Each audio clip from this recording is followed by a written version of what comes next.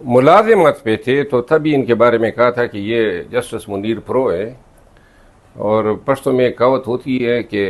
سفر کا مہینہ تو نکل گیا اور پیچھے بلائیں جو ہیں وہ اب ان پہ جھاڑو پھیرنا ہے۔ تو جسٹس منصور علی شاہ صاحب نے جو خط لکھا ہے ریفرنس میں عدم شرکت کے حوالے سے جو وجوہات بیان کی ہیں، تو وہ خلاصہ کرتے ہیں منصور علی شاہ کے فائز عیسیٰ کی جوڈیشل کنڈکٹ کا۔ یہ تاریخ میں واحد جج گردانے جائیں گے جنہوں نے اپنے ہی ادارے یعنی کہ عدلیہ پہ کاری ضرب ثبت کی۔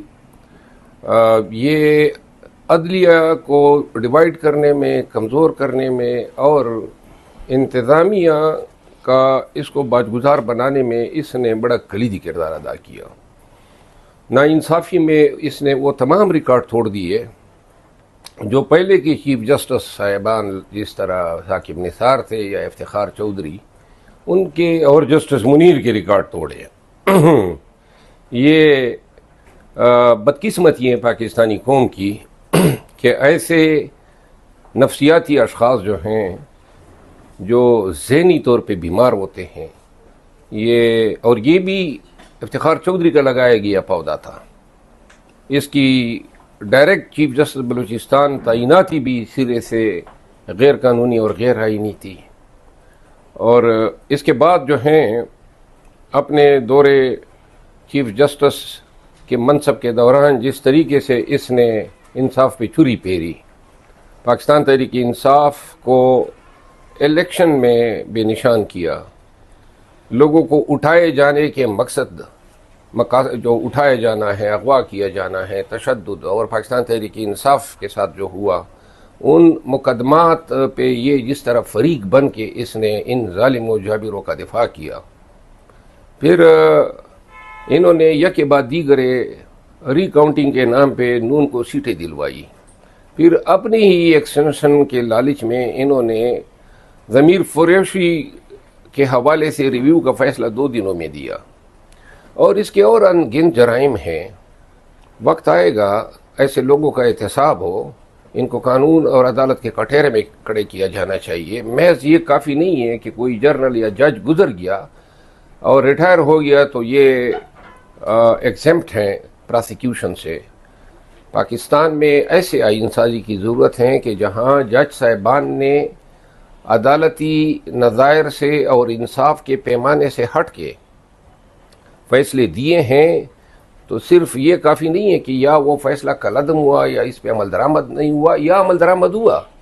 بلکہ ضرورت اب اس امر کی ہے کہ ایسے منصفوں کو کٹہرے میں کھڑا کیا جانا چاہیے، ان کا احتساب ہو اور ان کو سزائیں ملنی چاہیے۔ قاضی فائز عیسیٰ جیسے ذہنی طور پر مفلوج اشخاص کی جگہ جو ہیں وہ جیل ہے۔ بڑے سخت جسٹس بننے کی وجہ جو ہیں وہ اس شخص کا اصولوں پہ اور انصاف پہ سمجھوتا نہ کرنا تھا۔ ریزرو سیٹوں کا جو فیصلہ آیا، اگر یہ ریزرو سیٹوں کے فیصلے میں حکومت کا ساتھ دے دیتا تو وہ چیف جسٹس ہوتا، اور پاکستان تحریک انصاف کے حوالے سے تمام تر کوششوں کے باوجود کوئی ایک تانا بانا اس کا دکھا دینا کہ ماضی میں اس شخص کے ساتھ یا ان جج صاحب کے ساتھ پاکستان تحریک انصاف کا کوئی تعلق رہا ہو۔ ایک منصف کے طور پہ جانے جاتے ہیں، ایک بیلنسڈ آدمی کے طور پہ جانے جاتے ہیں، اور انتہائی پڑھے لکھے آدمی ہیں اور بڑا اچھا لکھتے ہیں۔ جس طریقے سے جو رویہ ان کے ساتھ کیا گیا امینڈمنٹ کے نام پہ، وہ توہین عدلیہ کی۔ اور ساتھ میں یہ ضرور کہوں گا کہ جو جسٹس یحییٰ افریدی ہیں، میں چونکہ کافی زمانے سے بالکل ان کے سامنے پیش ہوتا آیا ہوں، یحییٰ افریدی صاحب جو ہیں وہ ایک بیلنس جج ہیں، بڑے رکھ رکھاؤ والے ہیں، اور کوئی ایسی انگلی ان کی طرف نہیں اٹھ سکتی ہیں کہ انہوں نے کہیں انصاف کا خون کیا ہو یا کسی سیاسی یا عصبیت کا مظاہرہ کیا ہو۔ پاکستان تحریک انصاف کے حوالے سے جو اب یہ سوشل میڈیا پہ مہم سامنے آ رہی ہے، اس کا یہ قطعاً مطلب نہیں ہے کہ پی ٹی آئی نے یحییٰ افریدی کی مخالفت کی ہے، بلکہ یحییٰ افریدی صاحب کے حوالے سے کوئی ایک برا لفظ بھی کسی پی ٹی آئی کے صرف اس بات پہ زور دیا ہے کہ سینیارٹی کا اصول پامال نہیں ہونا چاہیے تھا۔ باقی یا افریدی صاحب جو ہیں ان کی کریڈیبلٹی پہ کسی قسم کا کسی کوئی کو شک کوئی نہیں ہے۔ شک ہمیں کوئی شک نہیں ہے آج تک، اور امید ہے کہ بحیثیت چیف جسٹس جو ہیں ان سے توقعات ہیں، کیونکہ جس خاندان سے، جس قبیلے سے، جو اس کے وجود میں جو خون دوڑ رہا ہے، وہ ہمیں یہ باور کراتا ہے کہ یہ شخص جو ہیں کبھی بھی ناانصافی کے آگے جھکے گا نہیں۔ 26ویں ترمیم جو ہوئی ہے اس میں پاکستان تحریک انصاف کے سامنے جو مسودہ رکھا گیا حکومت کی جانب سے، اس میں جو بھی امینڈمنٹس تھیں، جو بھی ان کو مسائل تھے، وہ سارے کے سارے مولانا فضل الرحمان صاحب کے گھر میں باقاعدہ طور پہ وہ دور کیے گئے، ان کے خدشات، تحفظات دور کیے گئے، ان کے مطابق شکیں جی وہ جو نکالنے والی تھی وہ نکالی گئیں۔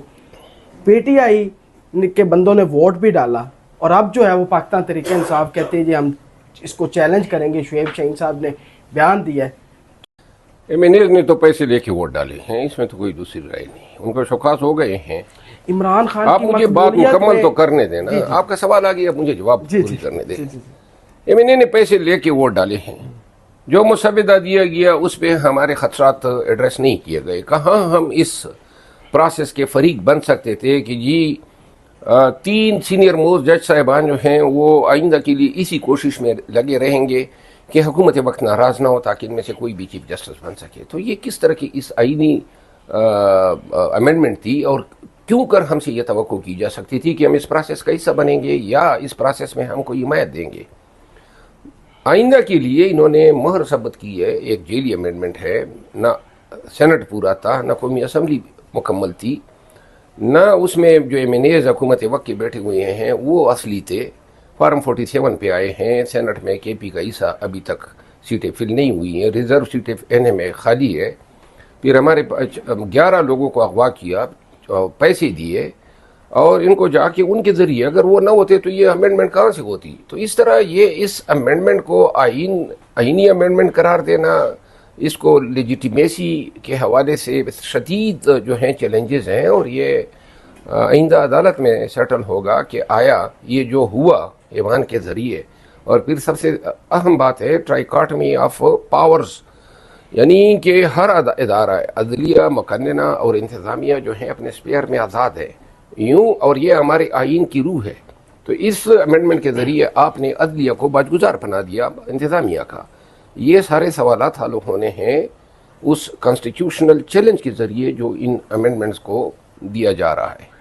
پاکستان گزار بنا دیا انتظامیہ کا۔ یہ سارے سوالات حل ہونے ہیں اس کانسٹیٹیوشنل چیلنج کے ذریعے جو ان امینڈمنٹس کو دیا جا رہا ہے۔ پاکستان